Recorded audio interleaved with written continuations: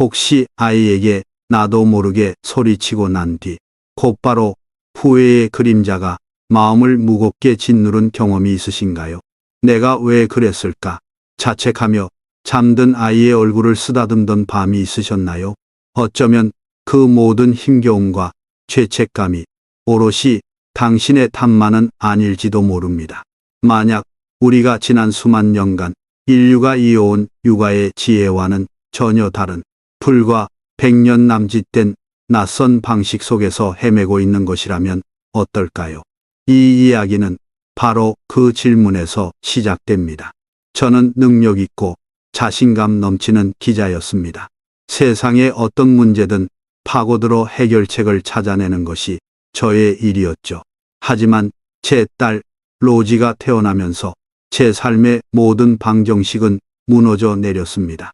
사랑스러운 아이는 동시에 멈출 수 없는 에너지와 고집을 가진 작은 폭풍과도 같았습니다.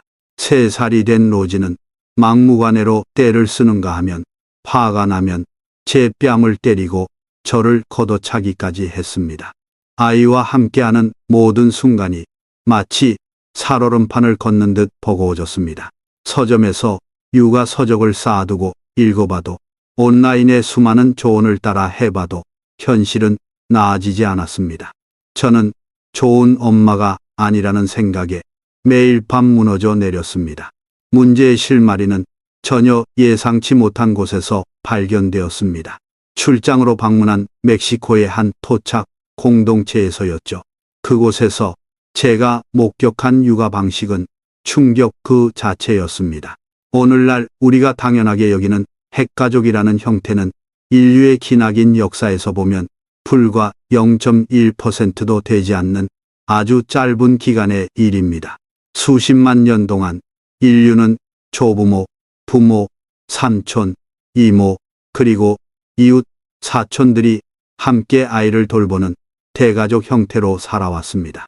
아이들은 다양한 연령의 사람들 속에서 자연스럽게 사회성을 배우고 양육의 부담은 여러 어른에게 분산되었습니다.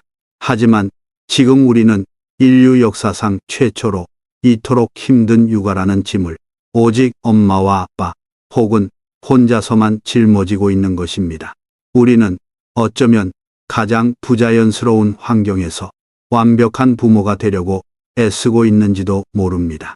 저는 답을 찾기 위해 걸음마를 갓댄 로지를 데리고 유카탄 반도의 작은 마야인 마을로 향했습니다. 그곳의 아이들은 놀라웠습니다.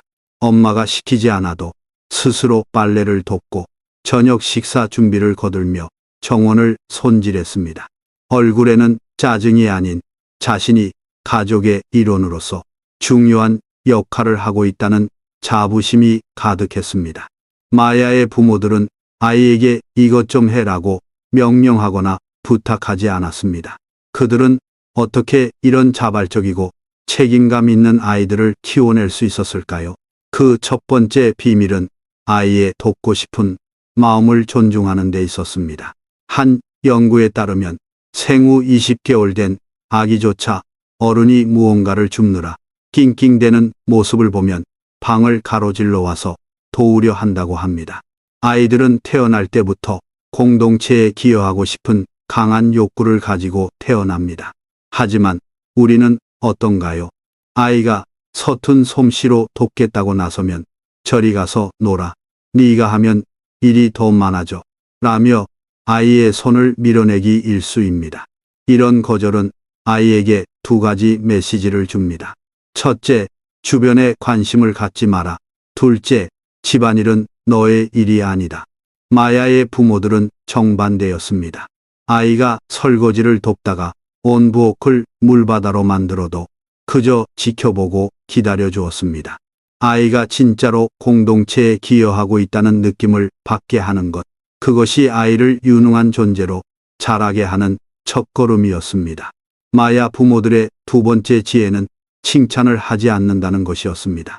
우리는 아이가 무언가를 해내면 와, 정말 잘했어, 최고야 같은 칭찬을 아끼지 않습니다.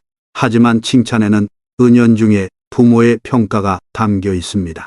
잘했다는 말은 못할 수도 있다는 가능성을 내포하며 아이는 다음에도 칭찬을 받기 위해 부모의 기준에 자신을 맞추게 될 수 있습니다.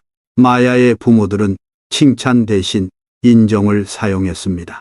아이가 어떤 아이디어를 내면 아, 그렇게 생각했구나라며 그 생각을 존중해주고 아이가 시도하는 방식을 중간에 가르치려 들지 않고 지켜보다가 살짝 보강해주는 시기였습니다. 이는 아이가 자신의 생각과 방식을 신뢰하고 타인의 아이디어 또한 수용하고 확장할 줄 아는 사람으로 자라게 하는 힘이 되었습니다. 이제 우리는 따뜻한 유카탄 반도를 떠나 차가운 바람이 부는 북극으로 여행을 떠나보려 합니다. 그곳에는 수천 년 동안 수렵 채집인으로 살아온 이누이트 부족이 있습니다. 이누이트 부모들은 차분함으로 유명합니다. 제가 그들의 마을에 머무는 동안 아이에게 언성을 높이는 부모는 단 한 명도 보지 못했습니다. 수백 명의 이누이트 부모들을 인터뷰한 결과 모두가 이구동성으로 말하는 단 하나의 황금 원칙이 있었습니다. 바로 아이에게 절대 소리치지 않는다는 것이었습니다. 아이가 떼를 쓰고 고집을 부리고 심지어 부모를 때릴 때조차도 말입니다. 그렇다면 이누이트 부모들은 아이의 문제 행동에 어떻게 대처할까요? 첫 번째 단계는 놀랍게도 아무 말도 하지 않는 것입니다. 아이 때문에 화가 머리끝까지 치밀어 오를 때 그들은 잠시 입을 다물고 고요하게 아이를 지켜봅니다. 소리를 지르는 것은 결국 부모가 자신의 감정을 통제하지 못했다는 신호일 뿐입니다. 부모가 먼저 폭풍 같은 감정의 파도 앞에서 고요한 등대처럼 버텨준다면 아이 역시 그 침착함을 보고 자신의 감정을 다스리는 법을 배우게 됩니다. 부모의 고요함은 아이에게 가장 강력하고 평화로운 가르침이 됩니다. 때로는 침묵만으로 감정을 다스리기 어려울 때가 있습니다. 금방이라도 소리를 지를 것 같은 순간 이누이트 부모들은 두 번째 단계를 사용합니다. 바로 그 자리에서 벗어나는 것입니다. 단 몇 분 혹은 몇십 초라도 괜찮습니다. 화장실에 가거나 물 한 잔을 마시며 다른 공간으로 몸을 옮기는 것만으로도 폭발할 것 같던 감정은 눈 녹듯 사라지곤 합니다. 이것은 아이를 방치하는 것이 아닙니다. 오히려 아이를 더 잘 돕기 위해 부모가 먼저 자신의 평정심을 되찾는 지혜로운 과정입니다. 차분해진 마음으로 다시 돌아왔을 때 우리는 아이의 행동이 아닌 마음을 볼 수 있게 됩니다. 이누이트 육아의 가장 깊은 지혜는 세 번째 원칙에 있습니다. 바로 아이는 원래 그렇다는 것을 받아들이는 것입니다. 우리는 종종 아이의 감정적 능력을 과대평가합니다. 아직 감정 조절을 담당하는 뇌의 전두엽이 발달하지 않은 아이에게 어른과 같은 통제력과 관대함을 기대합니다. 2살배기 아이에게 2 더하기 2는 왜 4인지 이해하지 못한다고 화를 내는 부모는 없습니다. 아이가 아직 그것을 이해하기에 너무 어리다는 것을 알기 때문입니다. 감정 조절 능력도 마찬가지입니다. 아이가 제멋대로 구는 것은 버릇이 없어서가 아니라 아직 자신의 감정을 다스리는 방법을 배우지 못했기 때문입니다. 그 방법을 차분히 가르쳐주는 것이 바로 부모의 임무라는 것을 이누이트 부모들은 알고 있었습니다.